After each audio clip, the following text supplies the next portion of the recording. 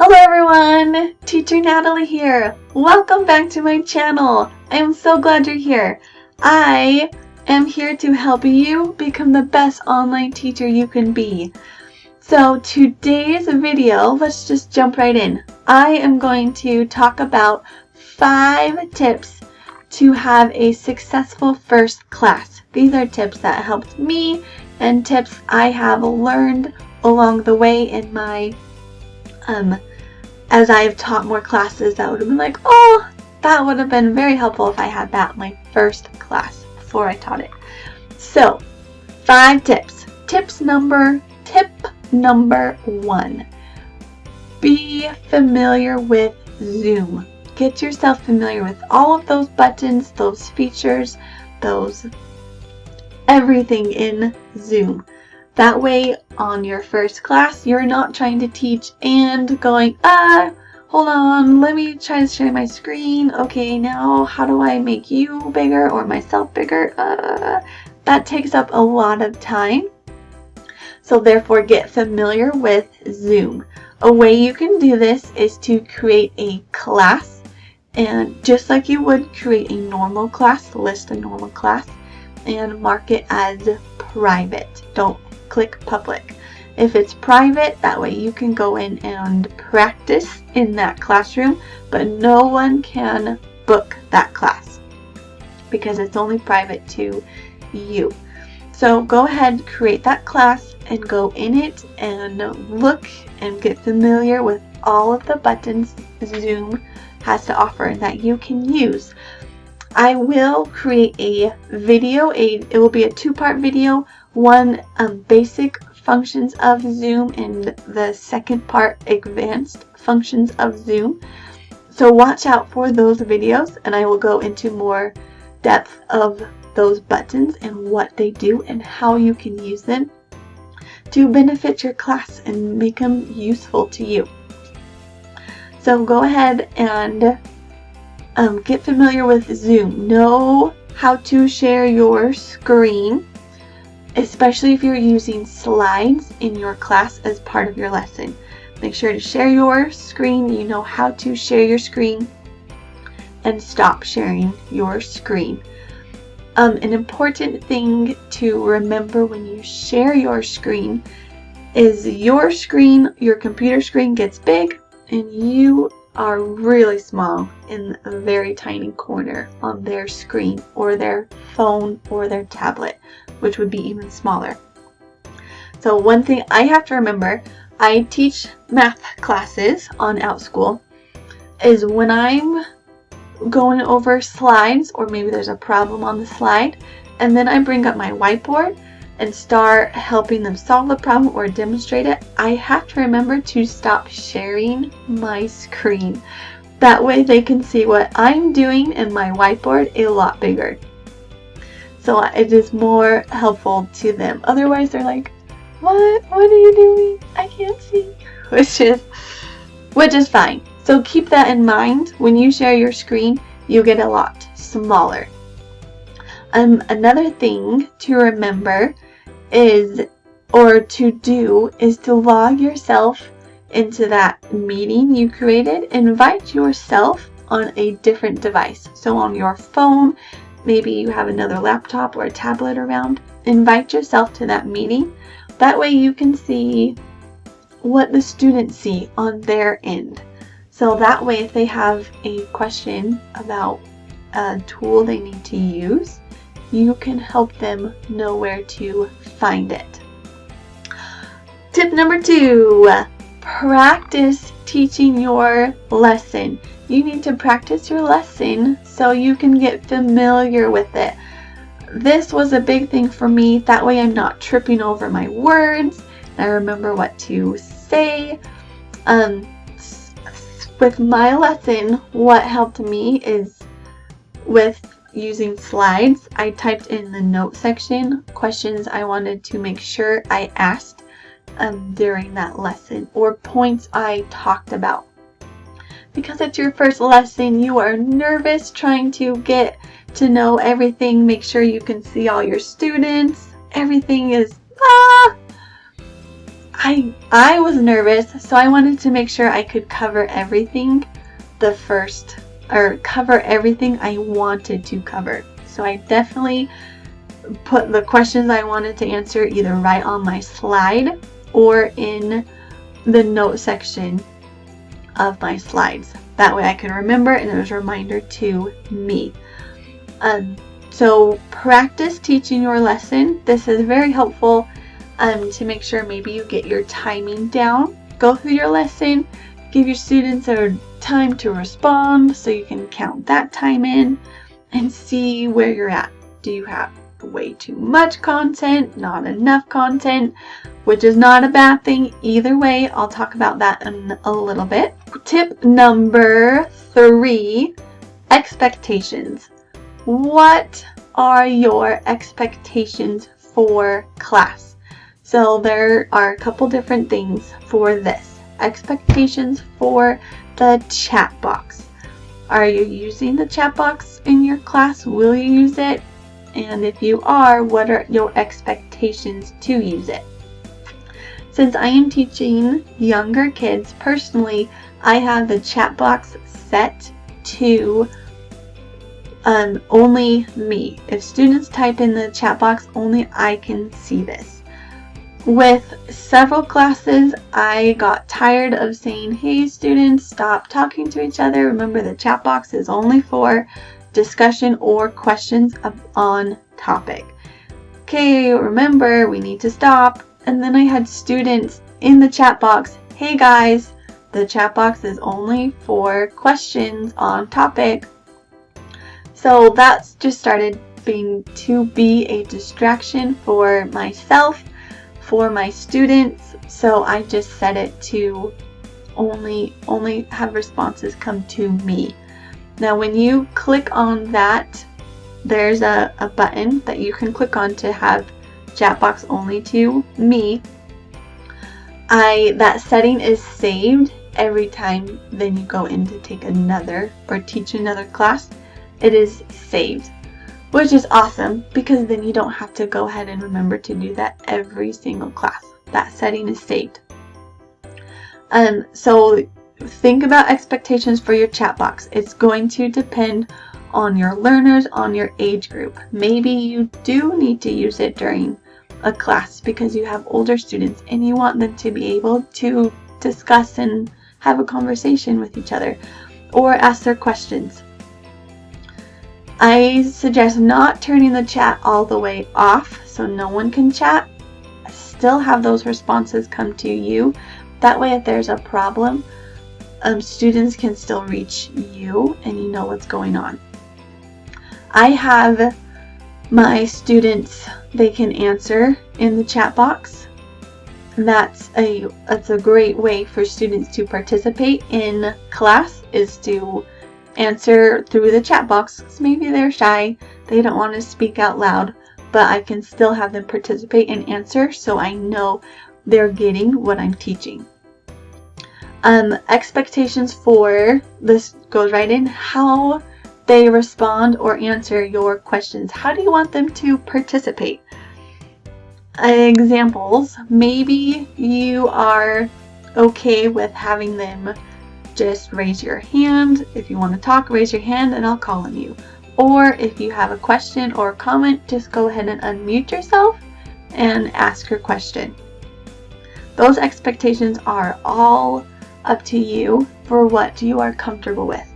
And personally, in my classes, I like to have that back and forth discussion, not just me teaching and talking to you. I like them just to go ahead and unmute and ask their questions or their comments. And I have only had one problem with a student where he just kept unmuting because he was so excited to share about multiplication, what he knew, but he was talking a lot. So just be prepared, that might happen, but out of all of my classes, that's only happened once. So I'm not going to change my expectations. I'm still going to let students unmute whenever they would like to. So it's up to you and what do you want for your class, what do you want for your type of class, and what is best. there is also an annotate tool that you maybe want your students to use. So when you share your screen on so everyone can see it, you are able to write on your screen with the annotate tool. Students are also able to write on their screen with that tool. Because I have the younger students, this has not been a problem for me with them just scribbling and being distracting all over my page. And most of them don't know they have that option. For me, if I'm going to have them use that tool, then when we get to that point, I will talk about it and show them where it is and how to use it. I tried that my first couple classes, but because my students are younger, 6, 7, 8, 9, a lot of them could not find it, which is fine. We adapted and we moved on. So keep that in mind for the annotate tool. It is a great tool to use, especially with older kids, but make sure you have that expectation. Hey, we're going to use this tool. It is not to draw on it. We're going to be using it to learn, answer a question, or write the answer down, or draw something that you need. Have that expectation. Tip number 4, be prepared. This comes in several aspects to be prepared. So, you need to be prepared with your lesson. You don't know how many learners you are going to have in your class. If you're going to be booked all the way full, or maybe you're just going to have 2. You need to be prepared with your materials. If you have a full class, make sure you can cover everything that you need to. If you have maybe 2 students and you're moving along a little quicker, make sure you extend with your material, ask those extension questions, or have extra material set aside that you can use as well. That's just part of your slides. So for my math classes, it is maybe extra math problems where it's okay if we don't get to it. But if I have extra time because I don't have a lot of learners, I will get to them and use them, and I'm not ending class early. Another thing to be prepared with is, what is your plan if a student has an IT problem? What if their audio can't connect? What if you have an IT problem? You can't get into the classroom. Do you have a backup device? If you can't get in, are you going to cancel class and refund students? Have a plan. Know your plan. If students have an audio or an IT problem, maybe their computer or their camera's lagging, you can tell them to just log off, log back in, see if that helps. And if not, and if their audio still is not working, if they can't hear you, try logging in or logging off, logging in. If they can't talk to you, they can still participate via the chat box. So have those items in mind. What if something happens? How are you going to deal with that situation? Tip number 5, build rapport with your students. Take a couple minutes at the beginning of class to talk to your students. Get to know them. Let them talk to each other. How was their weekend? What are they looking forward to? What are they thankful for? This is important to have your students get to know each other. Remember, this is a new space for them. They are talking to a bunch of different students from all over the world on their computer. They have no idea who they are. They're not going to remember each other's names. So let them get to know each other for the first couple minutes. This is important because you want them to feel comfortable sharing their ideas, answering questions. You need to create that safe environment for them to be able to feel like they can do that and be comfortable putting themselves out there in front of strangers. One thing I like to do with my classes is I have this beautiful map in my background, and you can get a 10% discount if you use my link below. I'll leave it down below. But with this map, I start off class, hey guys, I live in Utah. Who lives the closest to me? I have people answer, oh, I live in Arizona. Hey, we're neighbors. We're touching. Our states are touching. Oh, I live in California. Yeah, you guys are really close. Who lives the furthest away from me? And everyone answered, oh, I live in Florida. Or I live in Connecticut. Wow, you guys are so far away. I mean, it's so fun to hear where students live. With this question, make sure you only get the state they live in. Do not let students start rambling off. Oh, I live in this address. This is my address. Don't let students start rambling off information like that. Just stick to states, countries if they're in a different country. That is a fun question for students, and they get on, hey, my dad's a huge Cowboys fan. It's a lot of fun. So build that rapport with your students. It's not very long, a couple minutes, to make sure they have that safe environment. We talked about 5 tips today to help you have a successful first class on Outschool. They were 1.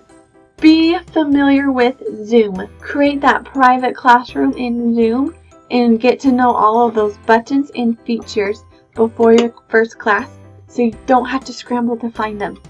2. Practice teaching your lesson. Get again in that private classroom, run through your whole lesson so you can get familiar with, oh, I'm going to share my screen here, then go through my slides. Oh, I need to stop sharing here because I want students to see me. Number 3, classroom expectations. What are your expectations for the chat box, for students responding to you, for the annotation tool if you're going to use it? What are your expectations? Think of that. Have a plan before your first class. Tip number 4, be prepared with your lesson materials. Be prepared if a student has an IT issue or if you have an IT issue. What is your plan ahead of time to help you be successful and to teach that class? And tip number 5, build rapport with your students.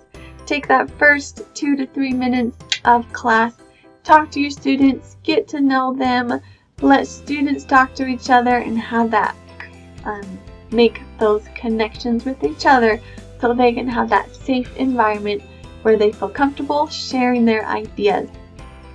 Guys, you got this. Breathe. You can teach your first class and you are going to be great at it.